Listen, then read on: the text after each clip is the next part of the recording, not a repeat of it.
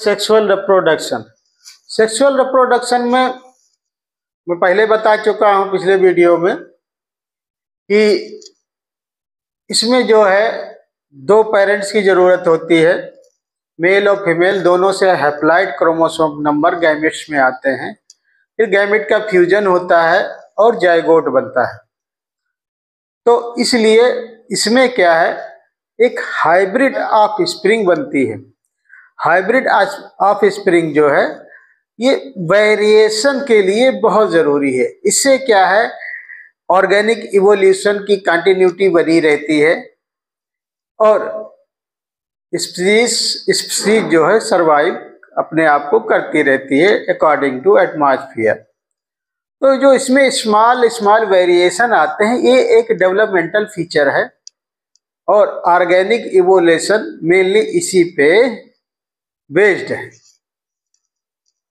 तो इसमें जो सेक्सुअल रिप्रोडक्शन में कुछ टर्म्स हैं जो यूज किए जाते हैं, आगे चल के हम लोग पढ़ेंगे, तो उन टर्म्स के बारे में बात करेंगे और इसमें कौन कौन से इवेंट परफॉर्म होते हैं उसके बारे में हम लोग बात करेंगे। तो सबसे पहले हम बात करते हैं कि कोई भी ऑर्गेनिज्म हो, चाहे वो एनिमल हो चाहे प्लांट हो, उसके लाइफ साइकिल में 3 फेज आती है, 3 फेज।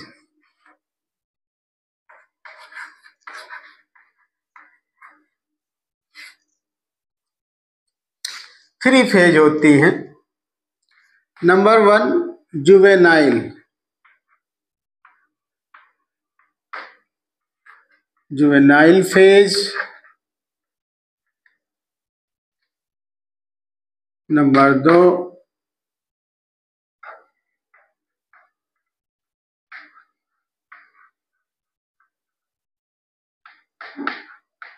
Reproductive phase. नंबर 3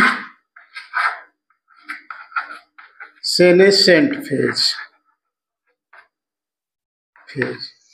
तो ये 3 फेज आती हैं, जुवेनाइल फेज, रिप्रोडक्टिव फेज और सेनेसेंट फेज।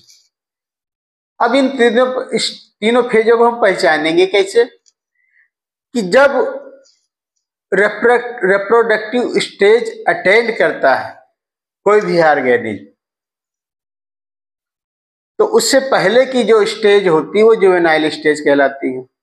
उसके बाद वो रिप्रोडक्टिव स्टेज फेज में आ जाता है। रिप्रोडक्शन करने के बाद उसके लाइफ साइकिल में जो फेज आती है वो सेनेसेंट फेज आती है। लाइफ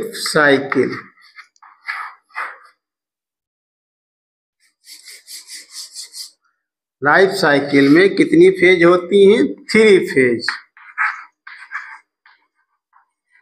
जिनके बारे में हमने जुवेनाइल फेज, रिप्रोडक्टिव फेज और senescent phase.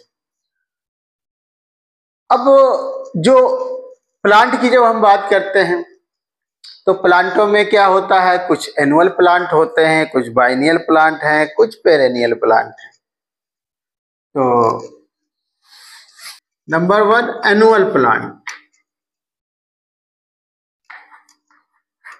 Annual. Number 2 biennial. Number 3 perennial.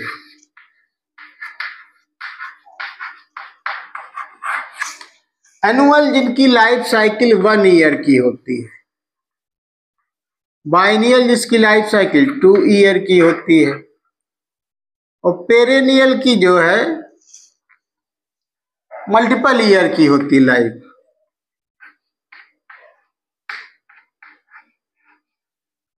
Multiple year यानी वो कई, जिनको हम बहुवर्षीय बोलते हैं, 1 वर्षीय, 2 वर्षीय, बहुवर्षीय। तो जो एनुअल प्लांट है इनमें तो हम आइडेंटिफाई कर सकते हैं कि प्लांट ग्रोथ कर रहा है। अब जैसे प्लांट के बारे में, प्लांट में क्या होगा, जुवेनाइल स्टेज क्या कहलाएगी? जब एनुअल प्लांट की हम बात कर रहे हैं तो जब उसमें फ्लावरिंग आएगी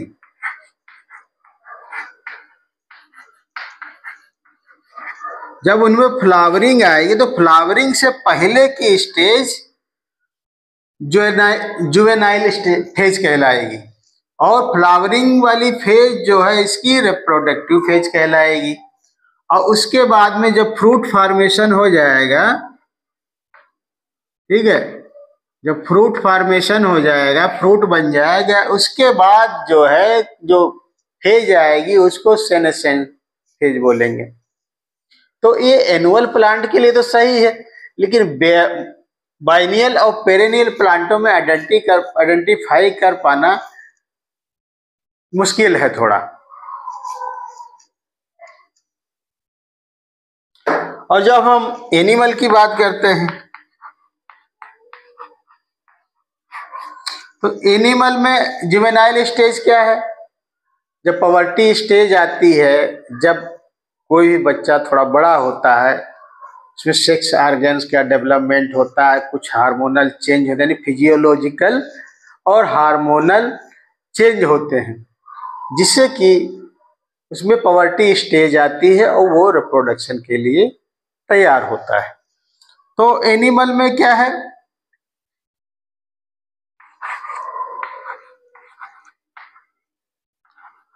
पवर्टी स्टेज। जो पवर्टी स्टेज है, तो पवर्टी स्टेज क्या होती है? वो रिप्रोडक्शन के लिए तैयार कर रही होती है एनिमल को। तो उससे पहले की जो फेज है उसको हम जुवेनाइल फेज बोलेंगे। और फिर उसके बाद जब पवर्टी स्टेज के बाद ये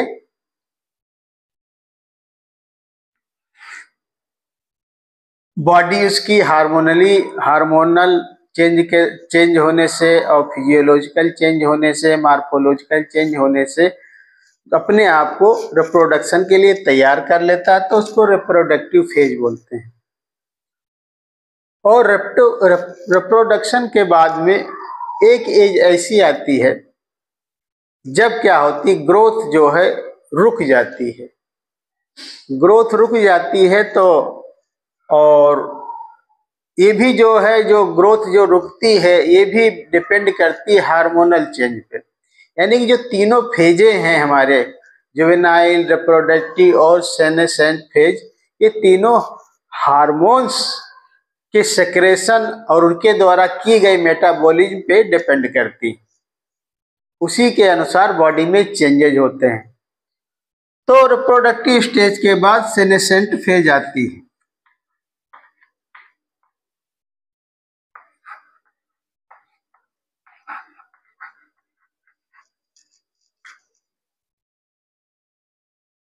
ठीक है, तो we are all animals grow to becomes old.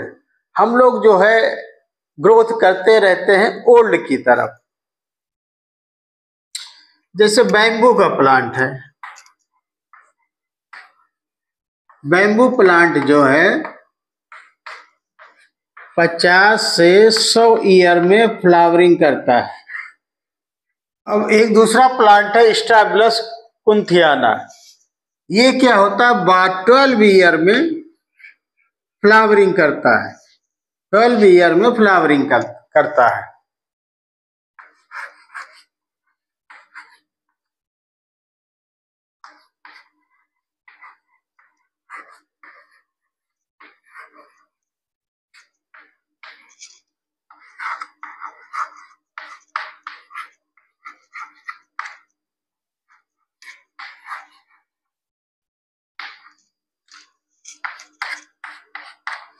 मैस्च्यूरल cycle और ऑस्टरस साइकिल। मैस्च्यूरस साइकिल प्राइमेट्स में पाई जाती है। प्राइमेट जैसे कि ह्यूमन,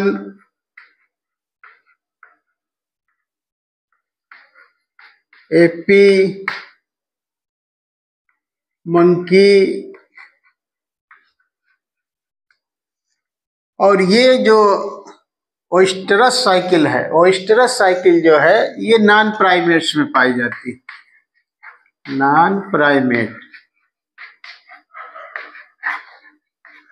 प्राइमेट जैसे डॉग, काऊ, रैट, sheep,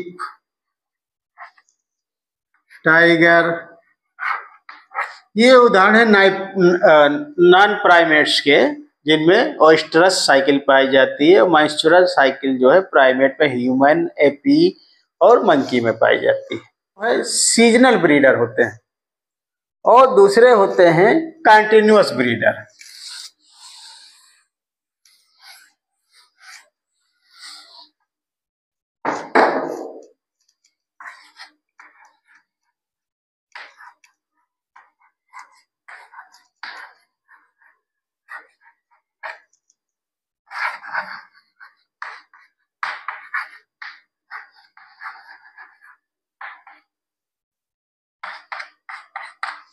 तो सीजनल ब्रीडर और कंटिन्यूअस ब्रीडर में क्या डिफरेंस है?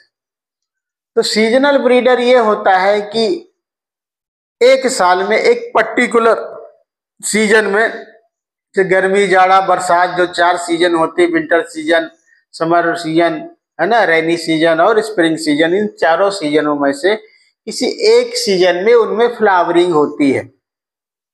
तो ऐसे जो एनिमल हो गए या प्लांट हो गए, तो प्लांटों में जैसे क्या है, एक स्पेशल सीजन में प्लांटों में फ्लावर आते हैं या फ्लावर होने बाद उनमें फ्रूट, जैसे मैंगो है, मैंगो हमको जो है रेनी सीजन में ही मिलता है, तो ये रेनी सीजन यानी ये सीजनल प्लांट है। ऐसे कुछ फ्लावर जो है, जैसे डहेलिया है, ठंडियों में ही खिलती है, मैरीगोल्ड है, ये भी ठंडियों में खिलता है। तो ये सब सीजनल ब्रीडर हैं, जब पर्टिकुलर सीजन आएगा तो उसमें ये ब्रीड करेंगे। और दूसरा क्या है, कंटिन्यूअस ब्रीडर। कंटिन्यूअस ब्रीडर में ये है कि ये इनका एक टाइम फिक्स नहीं है, ठीक है, ये कंटिन्यूअस 12 मंथ जो है इनमें ब्रीडिंग की अपॉर्चुनिटी होती है। जो सेक्सुअल रिप्रोडक्शन है उसमें कौन कौन से इवेंट परफॉर्म होते हैं? Event of sexual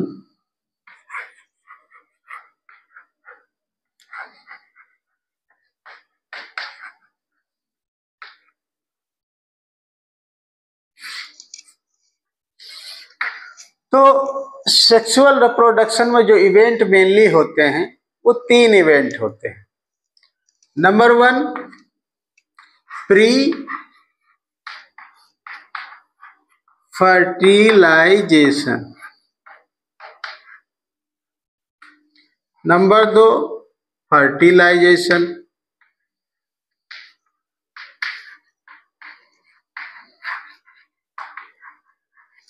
number 3 post fertilisation.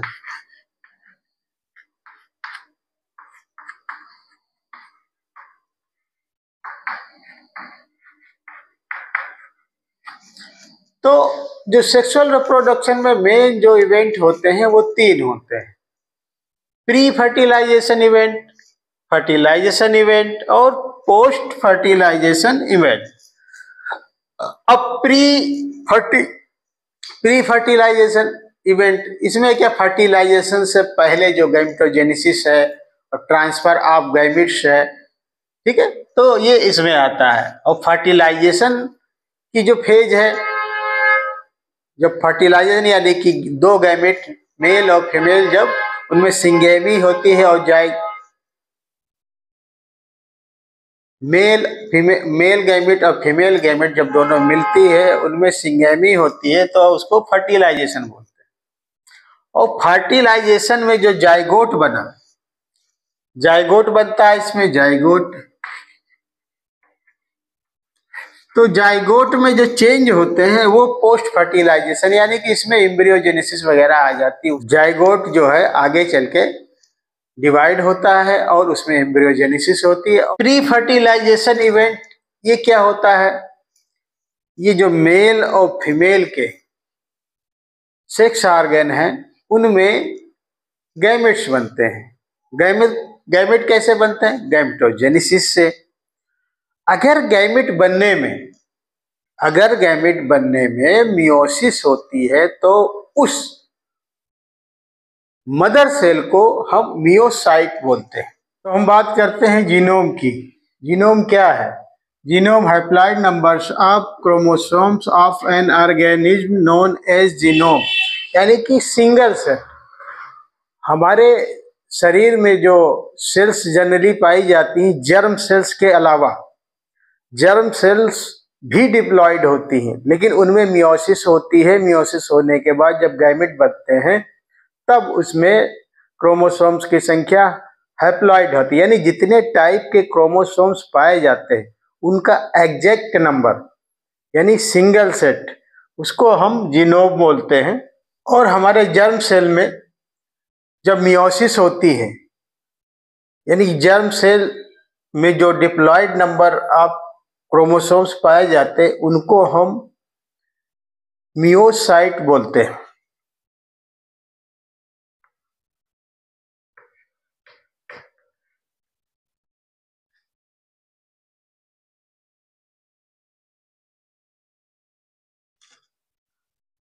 यानी जर्म सेल में जो हैप्लॉइड सेल प्रोडक्शन के लिए जो सेल इन्वॉल्व होती हैं या पार्टिसिपेट करती हैं, यानी जब गैमेट बनते हैं, जर्म सेल जिनसे गैमेट बनते हैं, तो जर्म सेल कहाँ पाई जाती? जर्म सेल जो है 6 ऑर्गन में पाई जाती हैं, मेल और फीमेल के। मेल जैसे ह्यूमन का ले लिया जाए एग्जाम्पल तो टेस्टिस हो गया, और फीमेल में ओवरी में। तो मेल और फीमेल के जो जर्म सेल होती हैं, जब उनसे मियोसिस होना स्टार्ट होती है तो उनको जो मदर सेल्स है उनको हम मियोसाइट्स बोलते हैं, मियोसाइट्स। और जो जीनोम है सिंगल सेट ऑफ क्रोमोसोम्स, जैसे ह्यूमन में 23 पाए जाते हैं, डिप्लॉइड नंबर 46 है। मंकी में 24 जीनोम है, 48 डिप्लॉइड नंबर है। एस्केरिस में जीनोम 1 है और डिप्लॉइड 2n2 है। रैट में 21 जीनोम है, 42 डिप्लॉइड सेल्स में पाए जाते हैं। फर्न में 630 जीनोम पाया जाता है और डिप्लॉइड में 12,060। मॉस्किटो में जीनोम 3 क्रोमोसोम्स का होता है और डिप्लॉइड 6 क्रोमोसोम्स। ड्रोसोफिला 4 जीनोम और 8 डिप्लॉइड सेल में। पी चाहे स्वीट पी हो और गार्डन पी हो, उनमें दोनों में जीनोम में 7 क्रोमोसोम्स पाए जाते हैं और डिप्लॉइड में 14 पाए जाते हैं। वीट टाइट्रिकम वल्गेयर, इसमें हैप्लॉइड नंबर 21, 2n 42। राइस में 12 और 24। मेज में 20, 2n नंबर 20 है, हैप्लॉइड नंबर 10 है। तो ये जीनोम की बात हमने की। और कभी कभी गैमेट्स क्या होता है माइटोसिस से भी बन जाते हैं। जो हैप्लॉइड प्लांट होते हैं उनमें माइटोसिस से भी बनते हैं।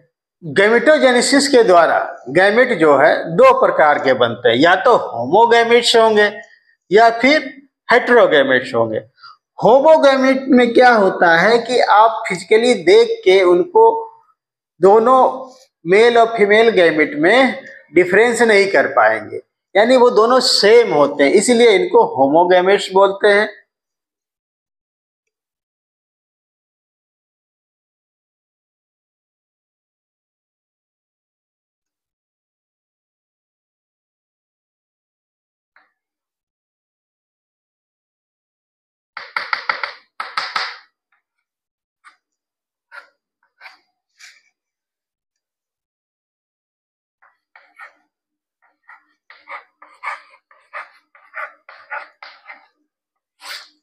जैसे कि क्लेडोफोरा में होमोगैमेट्स बनते हैं, दोनों सेम होते हैं।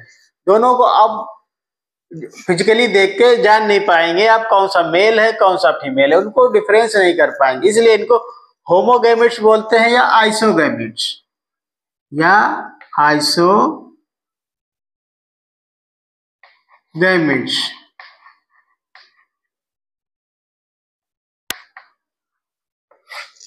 होमोगैमेट्स मतलब आइसोगैमेट, दोनों फिजिकली सेम पेयर होते हैं।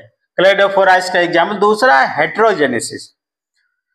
हेटेरोगैमेट्स, तो हेटेरोगैमेट में क्या होता है, मेल और फीमेल के जो गैमेट्स हैं वो देखने में अलग दिखते हैं।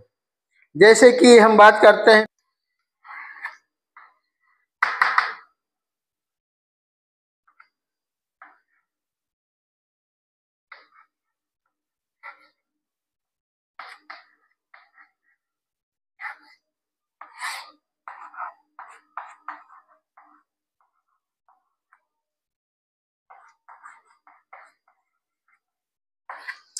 अब ये हेटेरोगैमेट देखिए, ये फीमेल गैमेट है, ये मेल गैमेट है।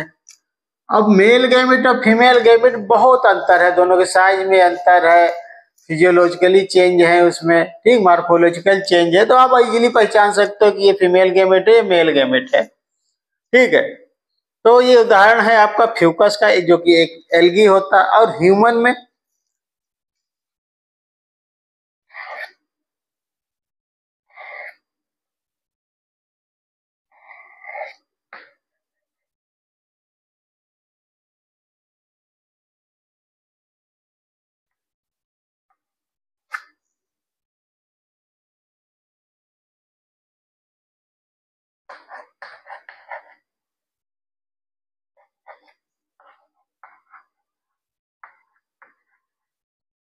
अब ये ह्यूमन का केस है, ये ओवम है, ये स्पर्म है। तो दोनों में मॉर्फोलॉजिकली देख के आप बता सकते हो दोनों बहुत डिफरेंस, इसलिए इसको हेटेरोगैमेट्स बोलते हैं। जो फीमेल है वो अंडाकार ओवम होती है, नॉन मोटाइल होता है, उसको हम ओवम या एग सेल, एग बोलेंगे। और जो मेल पार्ट होता है, मेल गैमेट होता है, वो मोटाइल होता है, उसको हम एंथीरोजॉइड बोलते हैं। क्या बोलते हैं? एंथीरोजॉइड। एंथीरोजॉइड। तो ये एंथीरोजॉइड और एग सेल, ये फ्यूकस जैसे मैंने एग्जांपल अभी बताया था, मेल पार्ट मोटाइल होता, छोटा होता, फीमेल पार्ट ओवा के आकार का, अंडा के आकार का, बड़ा साइज का और नॉन मोटाइल होता है। तो उसके केस में इसमें हम मेल पार्ट को एंथीरोजॉइड बोलते हैं और फीमेल पार्ट को एग सेल या ओवम बोलते हैं। सेक्सुअलिटी इन ऑर्गेनिज्म, तो एल्गी और फंजाई के केस में, एल्गी और फंजाई, एल्गी और फंजाई के केस में क्या होता है कि इसमें होमोथैलिक और हेटेरोथैलिक कंडीशन पाई जाती है। होमोथैलिक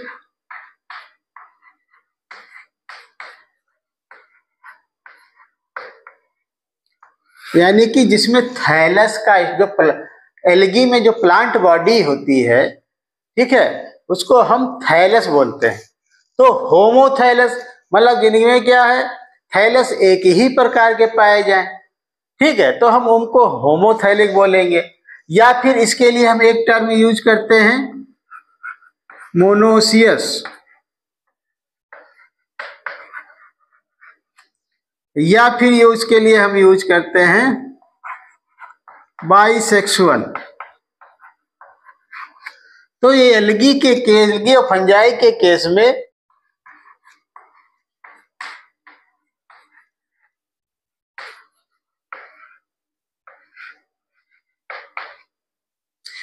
अगली बात हम करते हैं एल्गी और फंजाई में हेटेरोथैलिक, यानी कि जिनका थैलस डिफरेंट टाइप का पाया जाए, मेल का दूसरे प्रकार का पाया जाए, फीमेल का दूसरे प्रकार का पाया जाए। तो ये मेल और फीमेल गैमेट डिफरेंट थैलस पे पाए जाएंगे। और थैलस कैसा होगा? यूनिसेक्सुअल होगा। मेल और फीमेल अलग अलग थैलस पे पाए जाएंगे। थैलस का डिफरेंस होगा, यानी मेल थैलस अलग होगा, फीमेल थैलस अलग होगा, और दोनों को देख के हम डिफरेंस कर सकते हैं। तो ये एल्गी फंजाई केस में होता है हेटेरोथैलिक, डायोसियस और यूनिसेक्सुअल। ये फ्लावरिंग प्लांट के बारे में बात करेंगे। फ्लावरिंग प्लांट,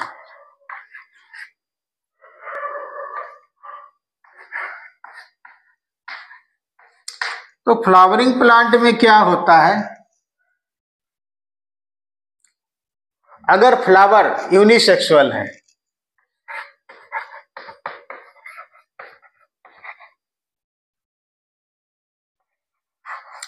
अगर वो यूनिसेक्सुअल है तो या तो पिस्टिलेट होगा, पिस्टिलेट होगा या स्टामिनेट होगा।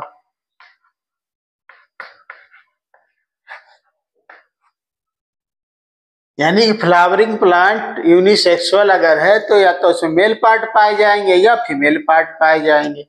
अगर उसमें फीमेल पार्ट पाए तो उसको पिस्टिलेट फ्लावर बोलते हैं, और उसमें अगर मेल सेक्स ऑर्गन है तो उसको स्टामिनेट बोलते हैं।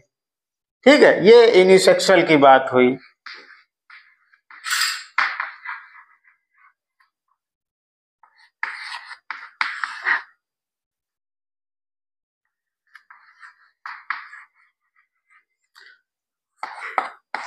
तो मोनोसियस और डायोसियस की बात हम करेंगे। तो मोनोसियस का मतलब ये है मेल और फीमेल फ्लावर अलग अलग पाए जाएंगे, लेकिन वो एक ही प्लांट पे होंगे। इसका एग्जाम्पल है कुकुरबिटा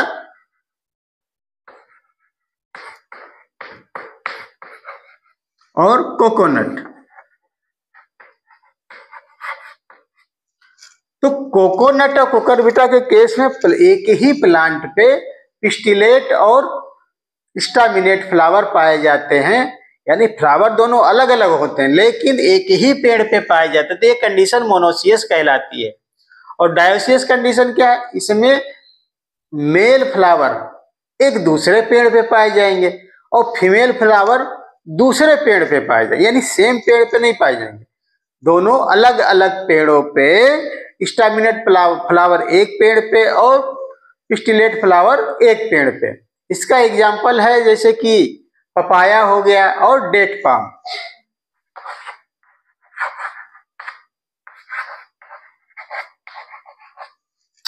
तो डायोसियस में हम यानी मेल और फीमेल अलग अलग, और इसका एग्जाम्पल है पपाया और डेट पाम।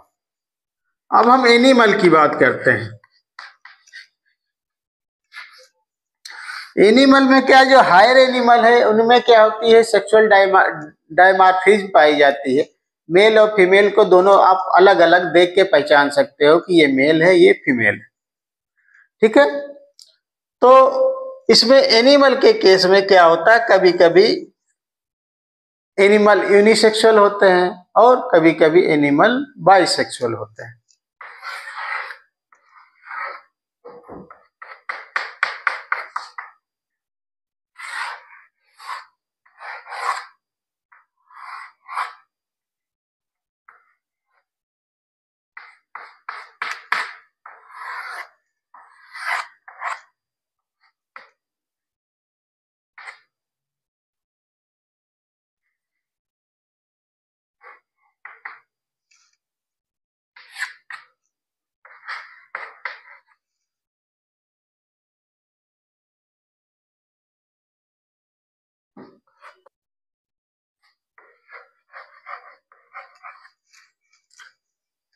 कारा में जो है, जो कि एक एल्गी है,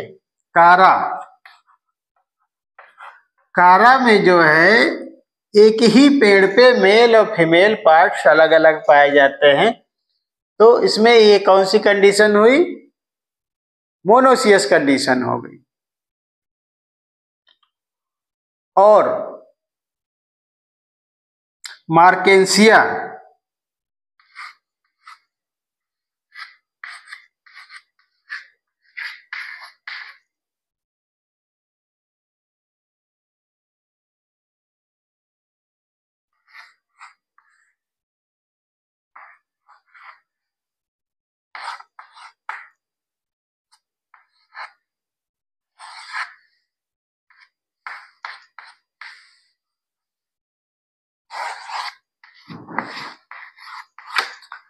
ये मार्केंसिया का है।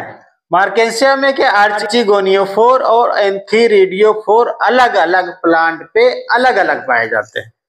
मार्केंसिया क्या, एक प्रकार का ब्रायोफाइट है। ये आर्चिगोनियोफोर फीमेल पार्ट है और एंथीरिडियोफोर पे मेल पार्ट है।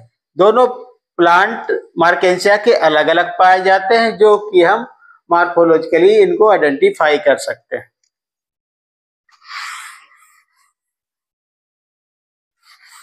एनिमल में यूनिसेक्सुअल और बाइसेक्सुअल, यूनिसेक्सुअल और बाइसेक्सुअल। यूनिसेक्सुअल में ये है केवल मेल पार्ट पाए जाएंगे या फीमेल पार्ट पाए जाएंगे, जैसे कि कॉकरोच हो गया, ये इसमें मेल और फीमेल अलग अलग पाए जाते हैं। और यही फेरेटिमा हो गया, फेरेटिमा जिसको हम केचुआ बोलते हैं, इसमें क्या होता है, मेल और फीमेल, ये बाइसेक्सुअल होता है। बाइसेक्सुअल में एक ही एनिमल में दोनों पार्ट पाए जाएंगे, मेल के और फीमेल सेक्सुअल ऑर्गन के, तो इनको बाइसेक्सुअल बोलते हैं। Cell division in gamete formation, तो इसमें जो सेल डिवीजन होती है गैमेट फॉर्मेशन में, तो अगर पेरेंट्स हैप्लॉइड है तो उसमें माइटोसिस होगी, और अगर डिप्लॉइड है तो उसमें मियोसिस होगी। ठीक है, तो मोनेरा, एल्गी, फंजाई और ब्रायोफाइट में जो प्लांट बॉडी होती है, जो डोमिनेंट होती है लाइफ साइकिल में, वो हैप्लॉइड होती है। और टेरिडोफाइट, जिम्नोस्पर्म, एंजियोस्पर्म में, इसमें जो life cycle alternation of generation है, उसमें क्या है कि डिप्लॉइड फेज जो है वो डोमिनेंट होती है। डिप्लॉइड फेज जिम्नोस्पर्म, एंजियोस्पर्म और टेरिडोफाइट्स। डिप्लॉइड डोमिनेंट फेज है किसी प्लांट की या एनिमल की, तो उसमें जो मदर सेल होती है, गैमेट, जिससे गैमेट बनते हैं, गैमेट मदर सेल्स को हम मियोसाइट्स बोलते हैं। अब बात करते हैं हम गैमेट ट्रांसफर। तो जो गैमेट का ट्रांसफर होता है, यानी या मेल से फीमेल पे पहुंचना, जनरली का जो मूवमेंट होता है वो मेल गैमेट्स जो होता है वो मोटाइल होता है, और वो मूवमेंट करके फीमेल गैमेट के पास पहुंचता है। तो जो फीमेल गैमेट होता है जनरली क्या होता है, नॉन मोटाइल होता है। एल्गी और फंजाई में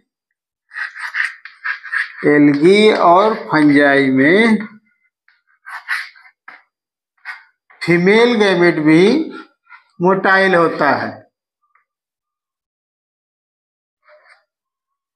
फीमेल गैमेट भी मोटाइल होता है। ठीक है, एल्गी, फंजाई और ब्रायोफाइट्स में जो ट्रांसफर ऑफ गैमेट है वो मेन रूप से वाटर के द्वारा होता है। यानी कि एल्गी और फंजाई और ब्रायोफाइट में गैमेट ट्रांसफर के लिए पानी की जरूरत पड़ेगी। अगर मीडियम में यानी इन्वायरमेंट में जहाँ पे पौधा है अगर पानी नहीं है तो गैमेट का ट्रांसफर नहीं हो पाएगा। तो एल्गी, फंजाई और ब्रायोफाइट केस में पानी का होना जरूरी है।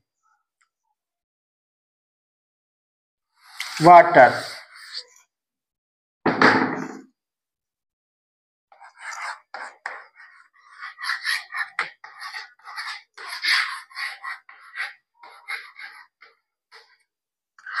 अच्छा, एंजियोस्पर्म में ट्रांसफर ऑफ मेल गैमेट ये कई प्रकार से होता है, जैसे एयर द्वारा होगा, वाटर के द्वारा होगा, चींटी के द्वारा होगा, इंसेक्ट के द्वारा होगा, कभी कभी चमगादड़ के द्वारा होता है। ठीक है, अगर एयर द्वारा होता है नीमोफिलिक, इंसेक्ट द्वारा हो गया तो एंटीमोफिली, और चमगादड़ के द्वारा हो गया तो टीरोफिली।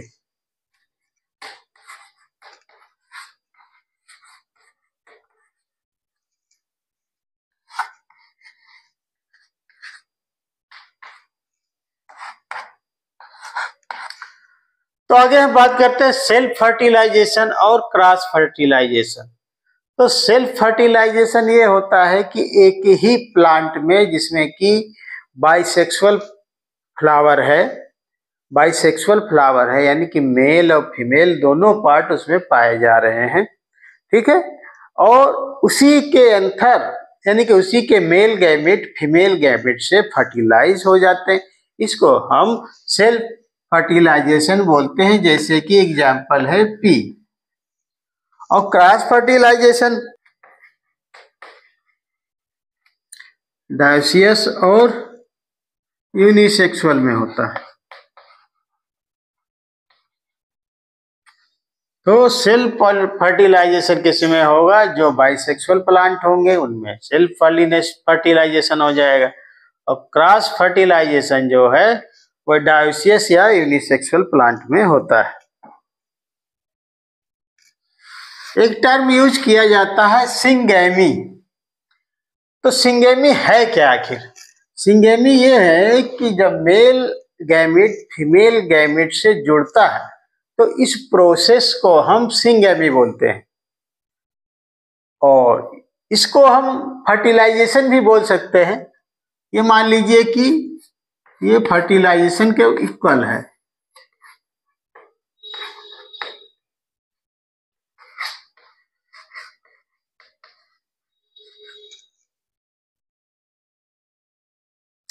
तो मेल गैमेट और फीमेल गैमेट जो फ्यूज हो जाते हैं तो जाइगोट बनाते हैं, उसको हम सिंगेमी बोलते हैं। कुछ एनिमल प्लांट ऐसे हैं कि जिनमें सिंगेमी नहीं परफॉर्म होती है, यानी कि मेल गैमेट फीमेल गैमेट से ज्वाइंट नहीं होता है।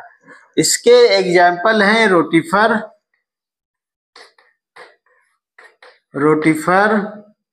Rock lizard.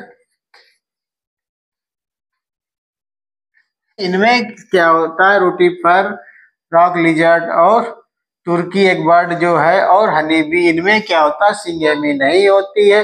Without syngamy individual organism develop हो जाता है। तो जो बगैर सिंगेमी के एनिमल डेवलप होते हैं उनको हम क्या बोलते हैं? पार्थेनोजेनेसिस।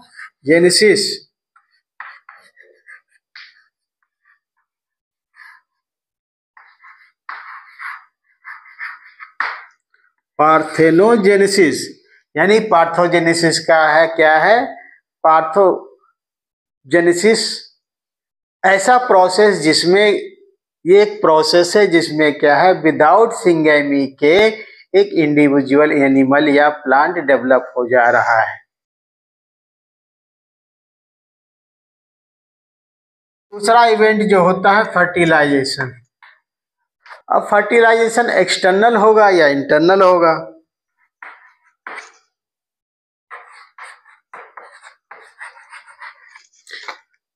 तो एल्गी, एम्फीबियन और फिश, इनमें क्या होता है? जो फर्टिलाइजेशन होता है वो एक्सटर्नल होता है, यानी कि बॉडी के अंदर नहीं होगा, बाहर मीडियम में होगा। जैसे फिश है, एम्फीबियन है, ये क्या इनके लिए पानी में होगा। एल्गी, ये भी पानी की जरूरत है। ब्रायोफाइट को भी पानी की जरूरत है और टेरिडोफाइट को भी पानी की जरूरत है। तो इन सब का जो है एक्सटर्नल जो मीडियम है मेनली जो होता है वाटर होता है, उसी के अंदर नहीं होता है। या मेल गैमेट पानी में छोड़ देते हैं। अब पानी में छोड़ेंगे तो वो पता नहीं फीमेल गैमेट से मिल पाते हैं नहीं मिल पाते, तो क्या करना पड़ता है? इनको एक बहुत ही ज्यादा मात्रा में गैमेट छोड़ने पड़ते हैं। तो इनमें क्या होता है? तो हीट सिंक्रोमी बिटवीन सेक्स, हीट सिंक्रोमी एक टर्म है, हीट सिंक्रोमी।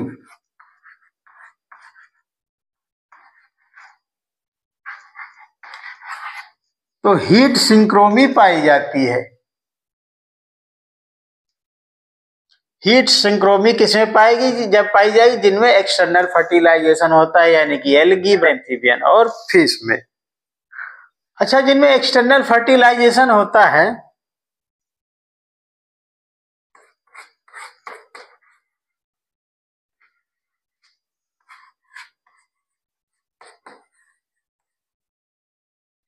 एक्सटर्नल और इंटरनल। एक्सटर्नल फर्टिलाइजेशन होके जाइगोट बना, जाइगोट में एम्ब्रियोजेनेसिस होके एक यंग बन बना। तो यंग बन क्या होता है? इसका ड्रॉबैक एक ये है कि ये प्रीडेटर के लिए ये वल्नरेबल होते हैं। प्रीडेटर बैठे हुए हैं, यानी कि जो मान लिया फिश है और एम्फीबियन है, उनके लार्वा हो गए या टैडपोल हो गया, ये क्या है? प्रीडेटर के द्वारा भक्षित कर लिए जाते हैं, जिससे कि इनकी संख्या कम हो जाती है। तो ये एक ड्रॉबैक है एक्सटर्नल फर्टिलाइजेशन का। और दूसरा है इंटरनल फर्टिलाइजेशन, जैसे कि इन सीड प्लांट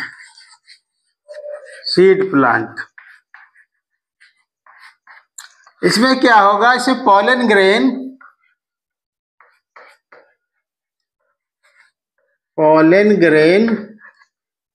ग्रो होगा और पॉलन ट्यूब बनाएगा, पॉलन ट्यूब। और पॉलन ट्यूब में ही क्या होगा, मेल गैमेट होगा।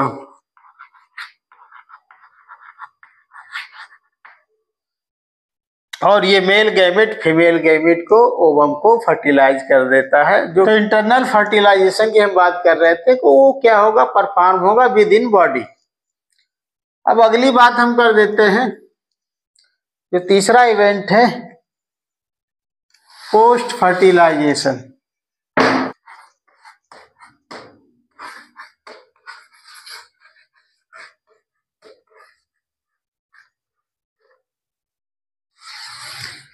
अब जायगोट बन जाने के बाद इसमें क्या होता है, उसका आगे डेवलपमेंट होता है, जैसे कि क्लीवेज होता है उसमें, और मारूला और गैस्ट्रोला स्टेज आती है। उसके बाद जो है एम्ब्रियोजेनेसिस होती है और एक ऑर्गेनिज्म बन जाता है।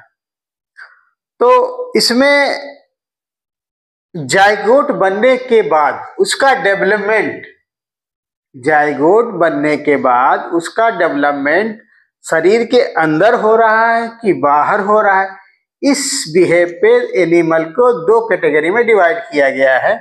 नंबर 1 ओविपेरस,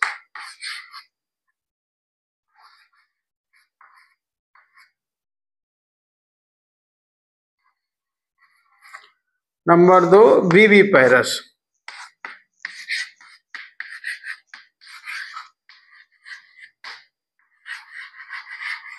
ओविपेरस में क्या है, इसमें जाइगोट जब बन जाता है, फर्टिलाइजेशन अंदर ही हुआ, जाइगोट बना, लेकिन उसका डेवलपमेंट यानी कि उसमें गैस्ट्रुलेशन, ब्लास्टुला, गैस्ट्रुला, मारूला, ये जो स्टेजें हैं, या फिर आगे की जो एम्ब्रियोजेनेसिस है, वो शरीर से बाहर होती है, उनको हम ओविपेरस बोलते हैं। और जिनमें शरीर के अंदर होती है उनको हम विविपेरस बोलते हैं। ऐसे एनिमल क्या होता है, अंडे को बाहर निकाल देते हैं, बाद में इंक्यूबेशन के द्वारा उनसे न्यूबॉर्न हैच आउट होते हैं। और विविपेरस में क्या है, ये सीधे बच्चे को बर्थ करते हैं, यानी बच्चे को जन्म देते हैं विविपेरस।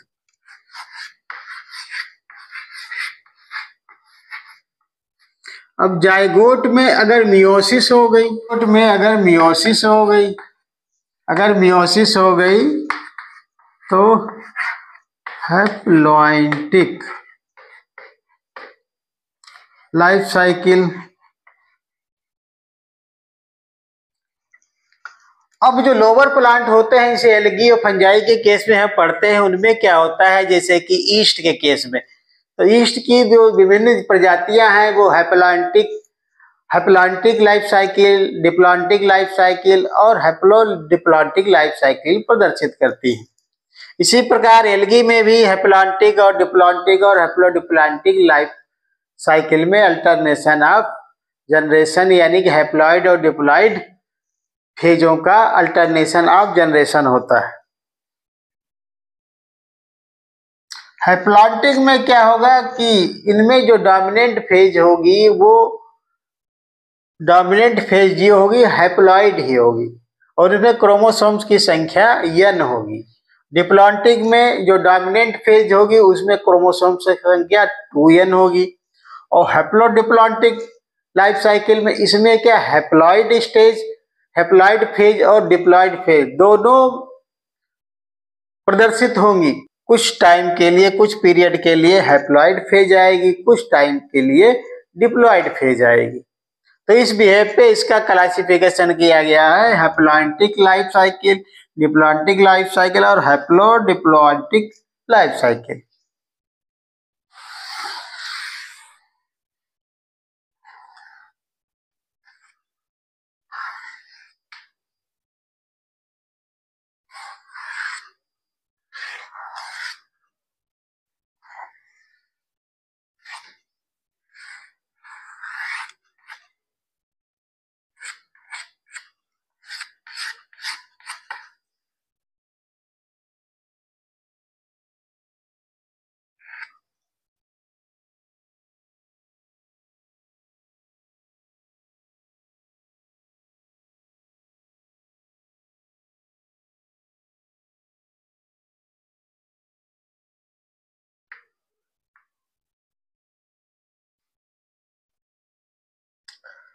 ये फ्लावरिंग प्लांट है। फ्लावरिंग प्लांट में जो ओवरी है वो फ्रूट में चेंज हो जाती है। फर्टिलाइजेशन होने के बाद जो एम्ब्रियोजेनेसिस है उससे क्या होता है, ये सीड बन जाता है।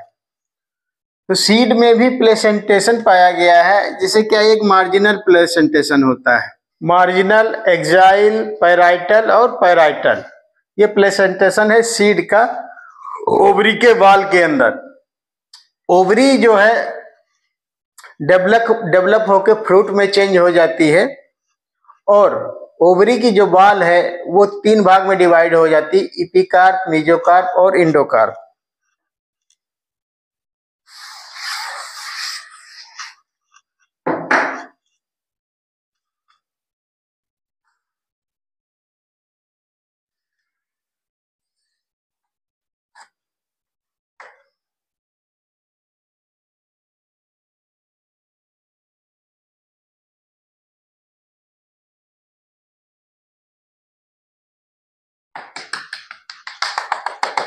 तो जैसे आम का उदाहरण हम ले लें, तो जो ऊपर वाला छिलका है इसको हम एपिकार्प बोलते हैं। जो बीच में फ्लेसी, जिसको हम आम के रूप में चूसते हैं, ये फ्लेसी पार्ट होता है, ये मेसोकार्प होता है। एपिकार्प ये हो गया, मेसोकार्प।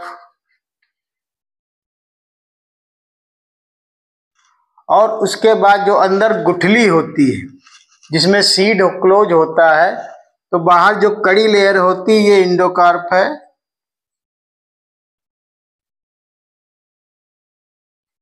और इसी एंडोकार्प में अंदर एम्ब्रियो बंद रहता है, ये एम्ब्रियो है। जो सीड है, सीड को अगर ये जमीन में पड़ जाता है तो ओके एक नए प्लांट का रूप ले लेता है। तो हमने बात की एपिकार्प, मेसोकार्प, एंडोकार्प। अब इसके अंदर जो है एक सीड बंद रहता है एंडोकार्प के अंदर।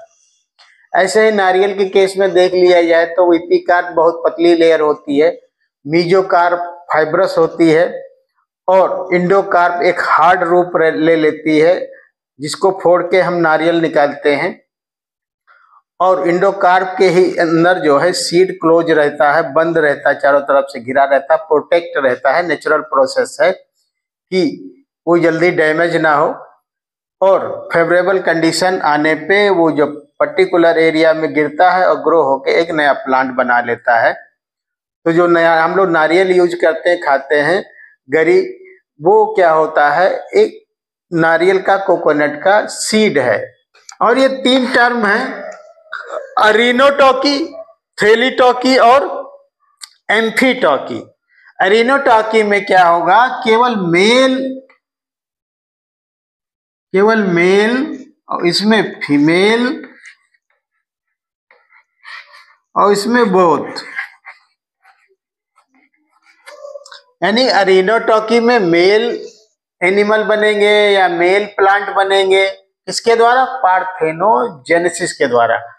और थैलीनोटोकी में फीमेल ऑर्गेनिज्म बनेंगे और एम्फीटोकी में मेल और फीमेल दोनों प्रकार के पार्थेनोजेनेसिस से इनकी उत्पत्ति होती है, यानी कि बगैर सिंगेमी परफॉर्म किए हुए। तो आर्टिफिशियल वेजिटेटिव रिप्रोडक्शन की बात हम करेंगे। इसमें 2-3 टर्म है बच्चों, ये हम बताए दे रहे हैं आपको। ग्राफ्टिंग में क्या होता है, एक स्टॉक होता है प्लस एक सियान होता है, स्टॉक और सियान।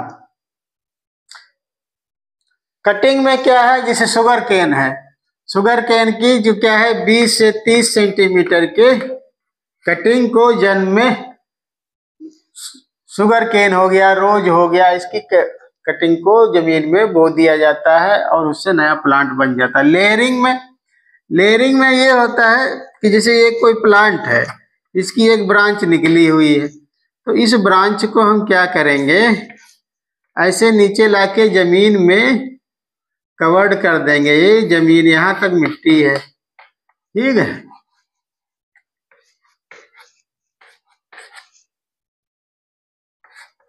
तो ये लेयरिंग कहलाती है। इसे मिट्टी से कवर्ड कर देते हैं, यहाँ पे हल्का सा कट मार देते हैं तो यहाँ से नई जड़ें निकल आती हैं और एक नया पौधा बन जाता है। गूटी में ये करते हैं कि जैसे हम हटा देंगे ऊपर का फ्लोएम हटा के उसके ऊपर जो है कुछ मॉइस्चर को रोकने वाली चीजें, मिट्टी और कोकोनट पीट वगैरह जो है इसमें बांध के ऊपर से पॉलीथीन से रैप कर देते हैं और हल्का सा कट मार देते हैं। तो इसे यहाँ पे जड़ें पनप जाती हैं और कुछ दिन बाद इसको कट करके एक नया पौधा तैयार हो जाता है। ये गूटी है। तीसरा है ग्राफ्टिंग। ग्राफ्टिंग में क्या, एक स्टॉक होता है और एक सियान होता है। स्टॉक में ये होता है जो मेन स्टेम लिया जाता है वो उसको स्टॉक बोलते हैं, और जिस पेड़ को हमको उसमें लगाना होता है उसको सियान बोलते हैं। ये आर्टिफिशियल वेजिटेटिव रिप्रोडक्शन में ये ग्राफ्टिंग के 4 तरीके हैं। नंबर 1 टंग टाइप, दूसरा वेज शेप्ड, तीसरा क्राउन शेप्ड और चौथा साइड। तो आज हम लोगों ने पढ़ा कि सेक्सुअल रिप्रोडक्शन में जो मेन टर्म्स हैं उनको हमने सीखा कि वो कौन कौन से टर्म हैं जो यूज किए जाते हैं, उनके बारे में हम लोगों ने जाना। और सेक्सुअल फर्टिलाइजेशन में कौन कौन से इवेंट होते हैं उनके बारे में हम लोगों ने जाना। और आगे भी दोस्तों हम ऐसी जानकारी देते रहेंगे आप लोगों को। आप लोग इस वीडियो को अपने दोस्तों में शेयर करें कि जिससे कि बच्चों का कॉन्सेप्ट अच्छी तरह से तैयार हो जाए और बच्चे बोर्ड एग्जाम में या नीट में अच्छे मार्क्स लेके आएँ। तो दोस्तों चैनल को लाइक करें, सब्सक्राइब करें और शेयर करना ना भूलें। धन्यवाद दोस्तों।